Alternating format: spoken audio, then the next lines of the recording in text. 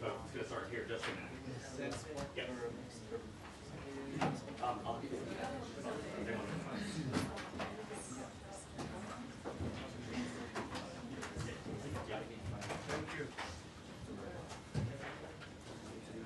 Not as far, like you can go to the third row, but not, if you're not moving, stop moving, and this is going to come in. This is supposed to be Bloomberg, I should say Tommy.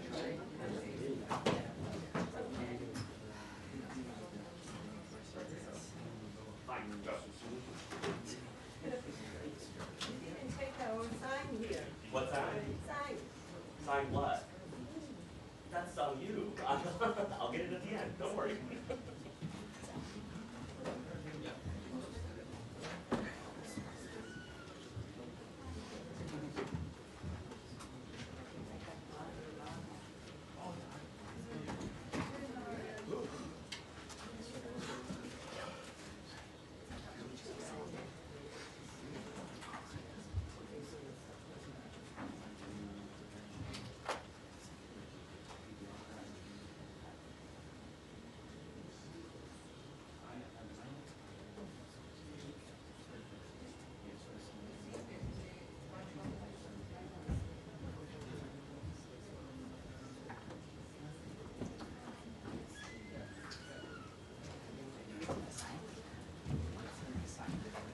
It was out there.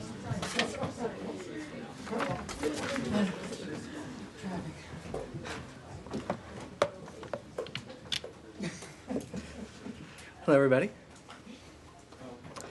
All right. To begin, a few comments at the top, and then I'll be happy to take some questions. So first, a statement from Special Envoy Steve Witkoff. Quote, "We have decided to bring our team home from Doha for consultations after the latest response from Hamas, which clearly shows a lack of desire to reach a ceasefire in Gaza.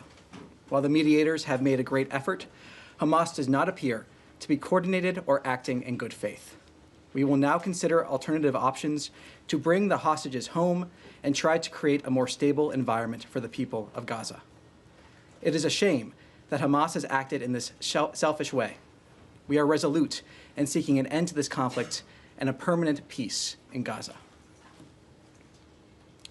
This week, the United States is advancing a bold and proactive foreign policy that reflects our enduring commitment to peace and security and prosperity for the American people. Deputy Secretary of State for Management and Resources, Michael Regas, is traveling to Seoul and Manila to strengthen the department's operational posture and deepen our partnerships in the Indo-Pacific, a region central to America's strategic and economic interests. His visit builds on the administration's vision of a free, open, and secure Indo-Pacific. As the White House announced earlier this week, the United States is making significant progress on 3 major trade initiatives in the Indo-Pacific, reflecting our deep commitment to advancing economic prosperity and long-term security across the region. President Trump announced a landmark economic agreement with Japan, one of our closest allies and one of our most important trading partners. This historic deal underscores the enduring strength of the U.S.-Japan relationship and advances the mutual interests of both nations. The United States and Indonesia also reached a framework for negotiating an agreement on reciprocal trade. This framework is an important step toward expanding bilateral economic ties and will help unlock new opportunities for exporters in both countries. And on Tuesday, President Trump welcomed President Ferdinand Marcos Jr. of the Philippines to Washington. During the visit, the United States and the Philippines concluded a trade agreement that will reduce tariffs and expand market access, further deepening our economic partnerships with a key ally. Together, these agreements highlight the United States' sustained leadership in the region and our strong partnership with Indo-Pacific allies and partners. We are also gravely concerned by the escalating violence along the Thailand-Cambodia border and deeply saddened by reports of harm to civilians. The United States urges an immediate cessation of hostilities, protection of civilians, and a peaceful resolution of the conflict. And with that, I'll take some questions. Yes? Thanks, Tommy. The Special Envoy's statement, does that suggest that the U.S. is pulling out of any sort of negotiating role in the Gaza ceasefire talks? What are these alternatives? Well, look, ultimately the statement speaks for itself, but the question has never been our commitment to a ceasefire.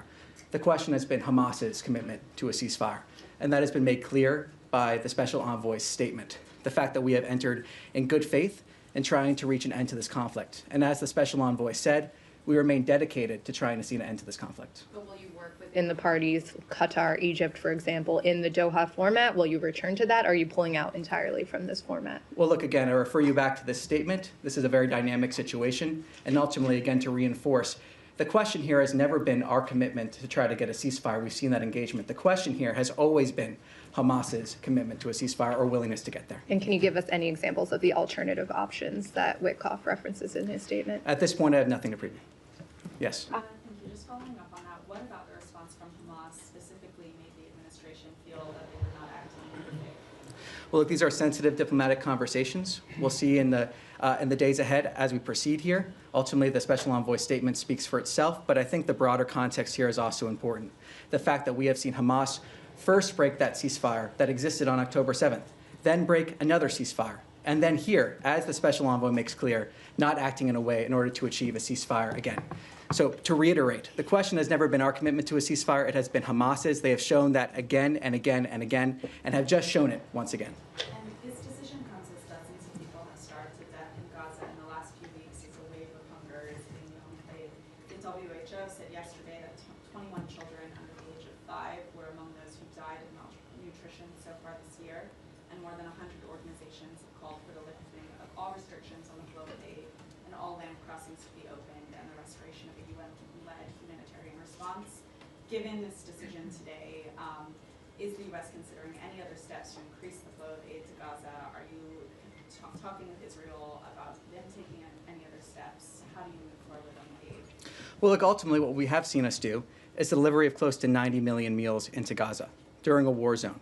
The ability to deliver that aid in a way where it is not being looted by Hamas. That is what we have seen. We are, of course, aware, and of course, we want to see end the devastation that has taken place in Gaza. That's why we have seen this commitment to get aid to the people who need it in a way where it is not weaponized by Hamas. That commitment remains. It is a commitment from President Trump and Secretary Rubio. That is why we have supported the Gaza Humanitarian Foundation. That is why we continue supporting the Gaza Humanitarian Foundation. That is why we've seen those 90 million meals being distributed. And that commitment, again, to making sure that aid is reaching the people of Gaza that need it. And the first victims of Hamas being the people of Gaza, as is demonstrated once again here. Is the Gaza Humanitarian Foundation then a sufficient mechanism for delivering aid to Gaza? I mean, people are still starving to death. Is that enough in the U.S. opinion? Well, as spokesperson Tammy Bruce has said from this podium before, it is never enough in a war zone. It is never enough. That is why we're committed to trying to get as much aid in as possible. That is why we worked for that ceasefire, because of what we are seeing. But aid needs to be delivered in a way where it is not being looted by Hamas. So of course, it is never enough in a war zone, but we're dedicated to getting as much aid into Gaza in a way where it reaches the people that need it as possible. And that's why we were working so hard for a ceasefire. Okay, and sorry, I just have one question on the U.S. citizen that died in Syria, Hossam Soraya. Has the U.S. been able to ascertain any further details around the circumstances of his death? So what I can say on this is, first, in terms of the circumstances around his death, I have nothing to confirm on this front. What I can say is we have had direct discussions with the Syrian government on this issue and have called for an immediate investigation into the matter. Hossam and his family deserve justice, and those responsible for this atrocity must be held accountable. Yes? Hi, Tammy. I have a quick follow-up on that, and then I have a different subject I want to quickly ask you about, which is very relevant. Doctors Without Borders, internationally known and working with the U.S. for decades, is urgently calling for help beyond the foundation, because 1 in 4 young children and pregnant women, they say, are malnourished, and that it is a policy of starvation. Acknowledging 90 million meals and the progress, quote unquote, but there is a whole area of Gaza that is not being served by that. People can't get to it. It's only in one region in the south. And internationally, 28 countries, hundreds of aid organizations are calling for something more than that. There's been some acknowledgement from U.S. officials as well that there's real starvation. So is there any, now that the talks have collapsed and so that there's no immediate ceasefire that might relieve the pressure, is there any alternative that the State Department would begin looking at? And then I have just one other follow-up. Well, a couple points. First, it is progress to see 90 million meals. That is, yes, and that is progress, and I think it is worth applauding, especially given the circumstances under which those meals were able to be delivered. I think another important context of this is that the first victims of Hamas are the people of Gaza. Of course, they are not the only victims. Well, that's what we're talking about. Yes, on October 7th. The atrocities that we saw there, many victims of Hamas. We remain dedicated to getting aid into Gaza to the people that actually need it, and we've called from this podium other entities to step up and working through this mechanism in order to deliver aid to the people of Gaza without it being subject to looting by Hamas. Well, they're volunteering, but they can't get past the border. That's the problem. We're calling for conversations with the Gaza Humanitarian Foundation, with under entities, through this mechanism. We've seen the food being delivered. It's also fuel for the hospitals, where the incubators are now taking multiple children. We are incredibly aware of the humanitarian catastrophe that is happening there. That is the dedication you have seen from the President, the dedication you've seen from Secretary Rubio. Every single day, we have conversations here at the State Department. Every single briefing, we have conversations here about getting aid into Gaza. It is a dedication of this administration. That's why we've seen the 90 million meals, the support of that effort from this administration. So, of course, we want to see as much aid getting into Gaza as possible in a way that is not being looted by Hamas. And this mechanism, the Gaza Humanitarian Foundation, has been a way to do that. So we're calling for additional support of that foundation to deliver that aid. Okay, let me ask you this other question, though, because there is a lot of reporting, New York Times and elsewhere, about planned cuts in PEPFAR going forward. Now, just last week, Republicans led the way on the Hill in carving out the clawback that was proposed in PEPFAR and in continuing the program and expanding it beyond some of the contracts that were frozen under DOGE. Can you give us an update, a status update on where the State Department's thinking is on PEPFAR going forward? Well, Secretary Rubio has stated that PEPFAR is an important and life-saving program that will continue. That dedication continues. That has been clear from the Secretary. The Secretary has made that clear. I will take a step back when we're talking about aid programs in general.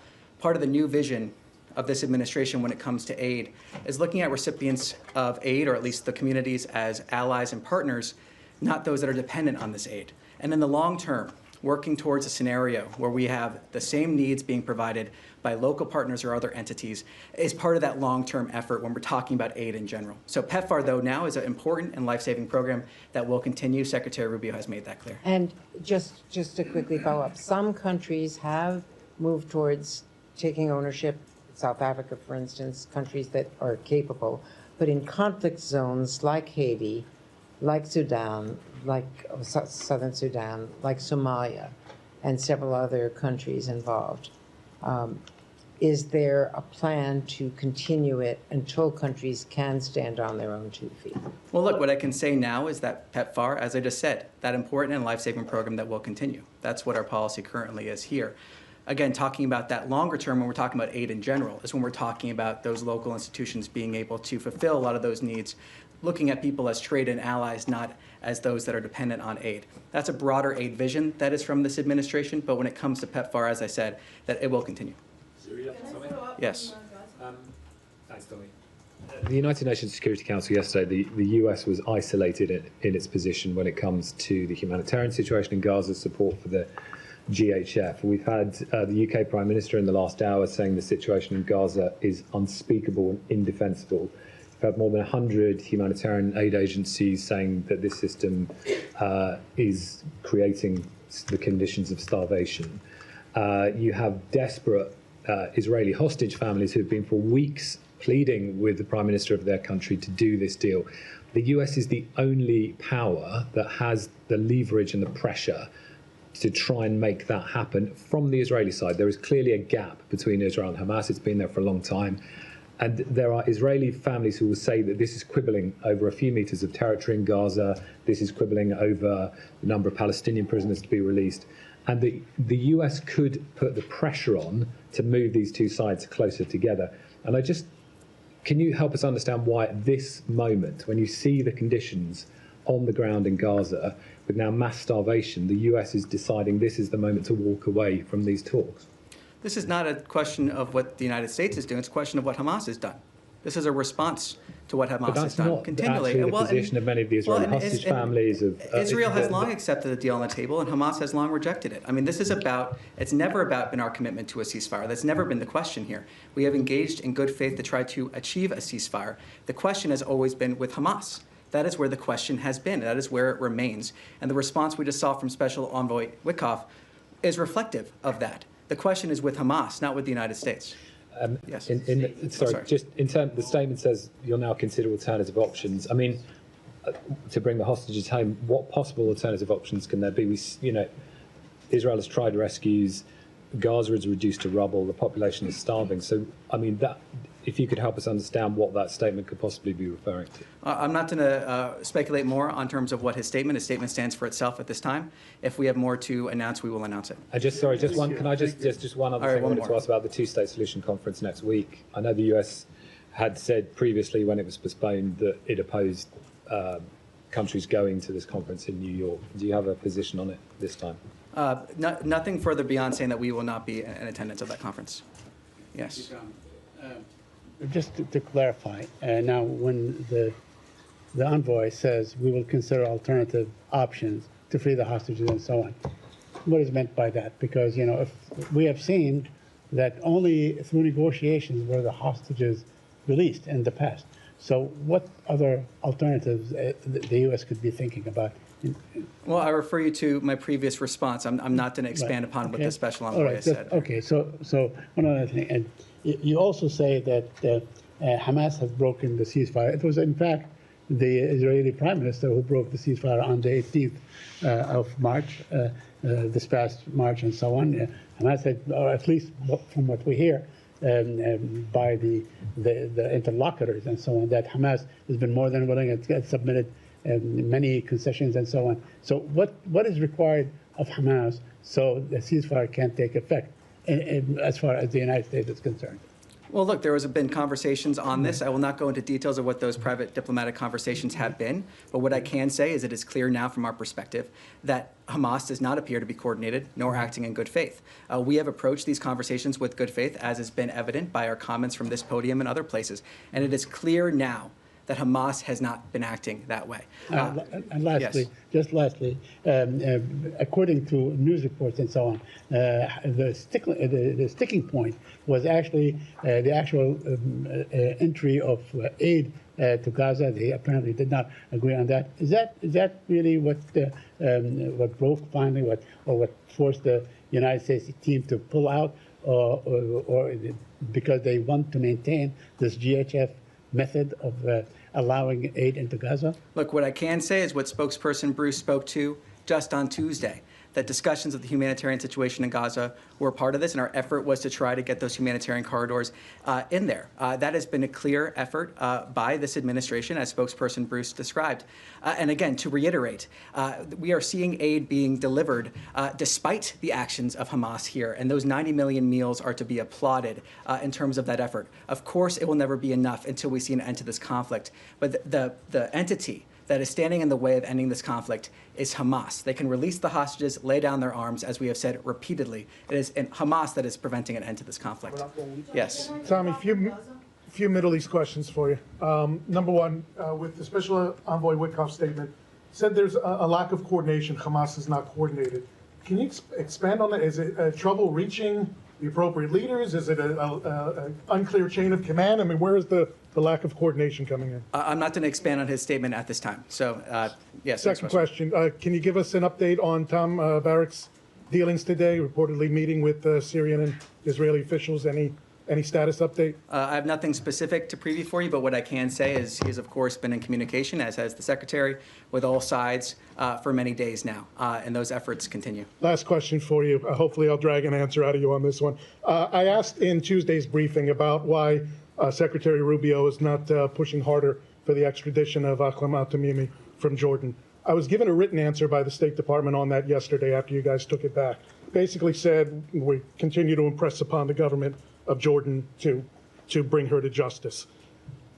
President Trump said on day one, his executive order, American citizens come first in American foreign policy, American citizens. Secretary Rubio put out his 3 questions every dollar spent, every program has to answer in the affirmative one of three questions. Does it make America safer? Does it make America stronger? Does it make America more prosperous? I'm sure you have these memorized by heart. $1.5 billion of foreign aid to Jordan. How is it conceivable that Tamimi is still there and any of that falls under these dictates of what American foreign policy is supposed to be, with 3 dead Americans in Tamimi's hands? Well, on your first point, I mean, to reiterate what we provided to you, the United States has continually emphasized to the government of Georgia the importance of holding Alman al-Tamimi, the convicted terrorist released by Israel in a 2011 prisoner swap, accountable in a U.S. court for her admitted role in a 2001 bombing in Jerusalem that killed 15 people, including 3 Americans. The United States continues to impress upon the government of Jordan that Tamimi is a brutal murderer who should be brought to justice. It's not working. Well, and on the point in terms of our foreign policy, the president has made clear, the secretary has made clear through their actions that America is coming first. We've seen that with the Americans that have been brought home. We see that with the pursuit of peace around the region. We see that with a policy that is about strengthening our industrial base and making sure that we are advancing those interests wherever possible. We are continually emphasizing to the government of Jordan the importance of this issue, though in terms of the 3 that you mentioned, safer, stronger, more prosperous, those are not slogans here. They are actions. Those are North Stars that we fulfill every single day to the best of our ability, making sure we're advancing the interests of the American people in absolutely every single way that we can. Yes. Hi, thank you. I just want to follow up on Gaza. Sorry, do you want to go? Would that be okay? Yeah, Thank sure. you so much. Yeah, sorry, I signaled she was next there, so I wanted to follow up, but I'll go after. Thank you so much. Abigail Houseland, Financial Times. So I know, to go back to Gaza, I know you all have said repeatedly that the situation and starvation that we're seeing is because Hamas is blocking progress, or you've said because the UN organizations aren't willing to work within the framework of GHF and then that Israel has set for aid distribution. We all acknowledge, obviously, that Israel controls Gaza's borders completely, and it is limiting food to the population because Hamas has not agreed to its terms. I know this question has been asked in many different ways. I'm going to try this way. To be clear, is the U.S. government okay with Israel allowing children and adult civilians to starve so long as Hamas and the UN refuse to play by Israel's rules for aid distribution? I reject the premise of that question in terms of how that was set up.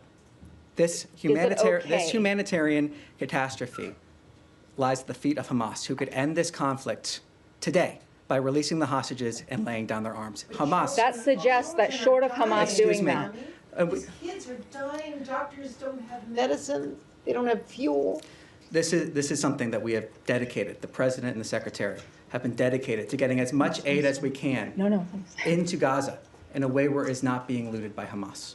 It is something that we... Short of a change by Hamas, the U.S. government will stand by. I'm going to answer this question. We have been dedicated to getting those 90 million meals into Gaza in a way where it has not been looted by Hamas. We have been dedicated to getting aid into Gaza. It is something that the secretary and the president have talked about, worked for. These discussions of getting more aid into Gaza have been part of that ceasefire we are hoping for. But again, the blame of this lies at the feet of Hamas, and that is the fact of the matter. Short of Hamas doing something, changing its behavior, the U.S. government will allow the situation to proceed as is. The U.S. government is supporting an effort to get 90 million meals into Gaza. The U.S. government is supporting an effort to get as much aid as possible to the people that need it without it being looted by Hamas. That is the actions of the U.S. government in terms of supporting that effort, and we call on others to support that effort to get as much aid as we possibly can. Of course, it will never be enough. It is something we are continually working for, to get more and more aid in what ways we can without being looted by Hamas every single day. Last question. Has President Trump seen images of the children or other civilians starving recently, this week? What I can speak to is President Trump's comments before that he has said publicly about wanting to get aid into Gaza. Yes. Thank you. The criticism against the Gaza Humanitarian Foundation is basically controlled by Israel. It's designed by Israel, it's controlled by Israel, and therefore is weaponizing the food against the Palestinians. Where before the creation of the GHF, it was 400 points where people can access the food. Yesterday, the Jordanians managed to get 110 aid trucks, including baby formula and including flour. They work with WFP and they work with the World Central Kitchen. So there's an alternative to the GHF. Why can't the U.S. allow other countries to use this kind of method, especially in northern Gaza? Because the 4 points where the GHF is concentrated in the south. So people from the north cannot come to the south. So why can you encourage this method? I flat out reject your characterization of Israel weaponizing aid. The only entity that has been weaponizing aid has been Hamas. Through the looting of aid, the weaponization of this population. Can you say both? What we have seen is an effort from the United States government, like I said, to get 90 million meals into Gaza during a war zone. We saw efforts. But that's not enough. We saw efforts to get to a ceasefire that Hamas has decided not to act in good faith to achieve.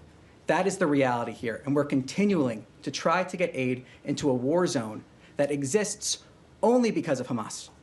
The war zone exists only because of Hamas, who could end the conflict tomorrow, who is weaponizing aid against the Gaza population. The first victims, as we said, are the Gaza population. Okay, I have one more question. I want to ask a question on behalf of journalists in Gaza.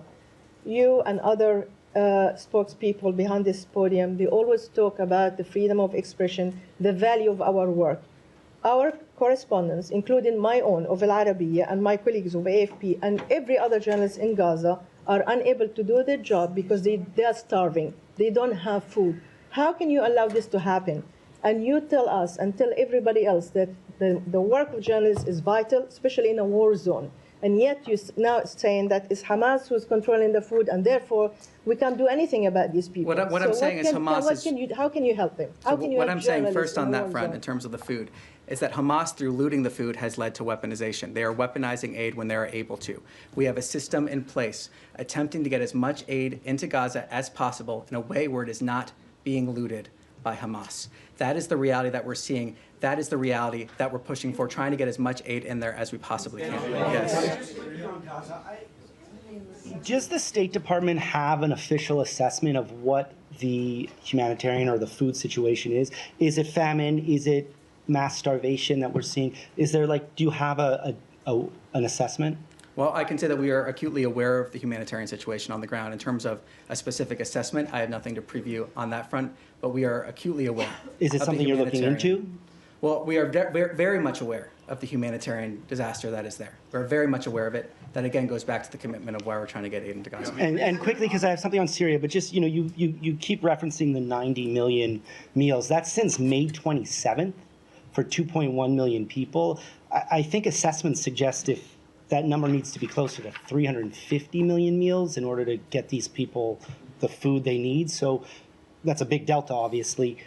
What can be done short of assigning complete blame to Hamas? What can be done to improve GHF's ability to get food? Well, from the beginning, when this started, we did see a ramp up in terms of the food that they've been able to deliver. We also saw efforts from this administration, support for this Gaza Humanitarian Foundation. And the hope is that we'll have other entities supporting this mechanism as well so that we can deliver as much food as possible. It will never be enough. We're working every day to get as close as possible, but it will never be enough because of the situation on the ground. That is not an excuse, but that is the reality we are dealing with. And we are working every single day to get as much food to support those efforts as we possibly can because of our recognition of the disaster on the ground, because of the humanitarian catastrophe. Every single day working towards that. And just on Syria really quickly, do you think after the recent violence that the administration should perhaps rethink its willingness to lift all sanctions? Well, look, President Trump announced sanctions relief for Syria on May 13th to give all Syrians a chance at a peaceful and prosperous country. Syria is at a critical juncture, and we are looking to the Syrian government to lead on next steps. Yes. Thank you. Just sticking on the Gaza Humanitarian Foundation quickly. Are you able to say whether you know whether the Gaza Humanitarian Foundation distributes food that is high nutrient, high protein, the food that is needed for children in particular that have now reached starvation point? Can you confirm whether the US government knows whether that type of food is being distributed by this organization that you have said a few weeks ago the US government is now going to support? Well, I know that we have details in terms of what food they're providing. Let me take that back to get you the exact details on that. I just want to check because you're reiterating 90 million meals.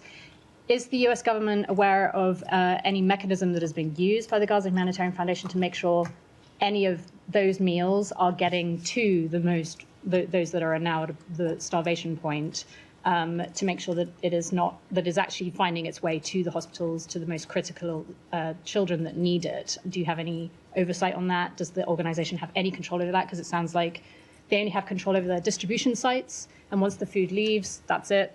There's no way of telling where that goes.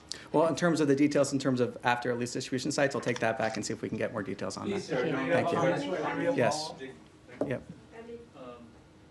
Just to switch topics to Ukraine, do you have any reaction to the talks in Istanbul? And it doesn't seem like there was any much progress. And separately, do you have the Russians reached out to you or offered any response to President Trump's 50-day ultimatum? Well, nothing to preview in terms of that second question. On your first, we are aware that a third round of direct talks took place between the two parties. We support continued calls for a full unconditional ceasefire, Ukraine's continued calls for a full unconditional ceasefire, including the complete halt of all strikes on civilian and critical infrastructure. And we welcome the news that Russia and Ukraine agreed on a further exchange of prisoners, particularly the severely ill and wounded. So do you see it as progress, as these talks? Well, what I can say is we continue to encourage direct talks between Russia and Ukraine in pursuit of a comprehensive ceasefire and eventually a negotiated peace settlement. Yes. I mean, just to follow up on that, the fact that there was no ceasefire on the table and it also was overshadowed by Russian attacks, was it a missed opportunity in your opinion? Well, look, the president has been clear many times about how he views certain actions by Russia, especially over recent weeks. He has been very clear on that, very transparent on that. He's also been clear that we want to see the parties continue those direct talks to reach that ceasefire, that comprehensive ceasefire, and eventually that negotiated peace settlement. Beyond that, I have nothing further to add. Thanks, Tommy. I also want to get your reaction to the latest reports about China supplying Russia with drone engines under different names. What kind of reaction does it invite from you guys? Well, let me take your question back and see if we can get more details there. But in the meantime, refer you to some similar comments from this podium. If I may, one more topic. I asked you a couple of days ago about Azerbaijan and Armenia. The president said that he achieved some magic. Can you please unpack for us? Well, at this point, I have nothing to preview. We'll see if we're able, when we have something to announce, we'll announce it. Thank you. That's all for today. Thank you very much.